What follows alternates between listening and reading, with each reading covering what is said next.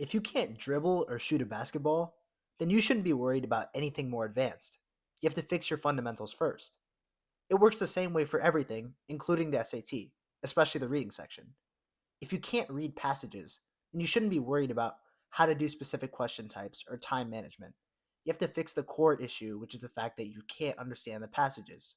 Now, the good news is, reading comprehension is a skill that can be trained like anything else, and it's actually really simple to get better at. There's three steps that I'm going to talk about today. This first step is absolutely groundbreaking. If you want to get better at reading, you should probably be reading. What does that mean? Crack open a book for once. Read an article. Do something. All you have to make sure you do is be consistent. Consistency is the most important thing. Even 5 minutes a day is enough to get better at reading. If you're looking for any book recommendations, anything by Agatha Christie is awesome. I'd recommend starting with The Murder of Roger Ackroyd. It's a great book. It got me back into reading.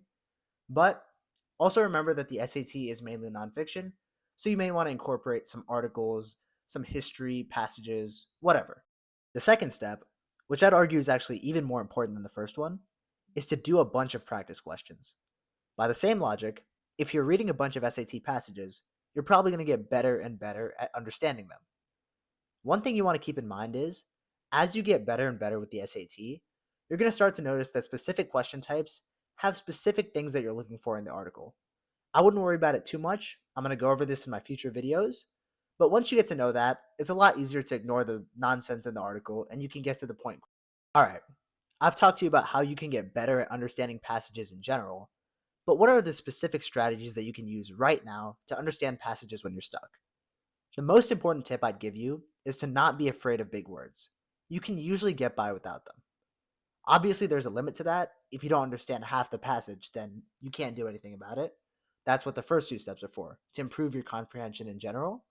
But there's a lot of times where when you don't recognize a word, it gets explained by the passage, or you can guess what they mean based on what you do know. Here's an example.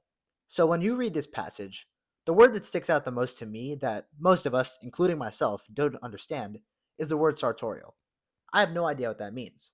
But I don't really need to know what that means because right after it says that this sartorial practice shows something, it explains exactly what it shows. It shows that these women balanced ideals of femininity with the requirements of their physically demanding occupation.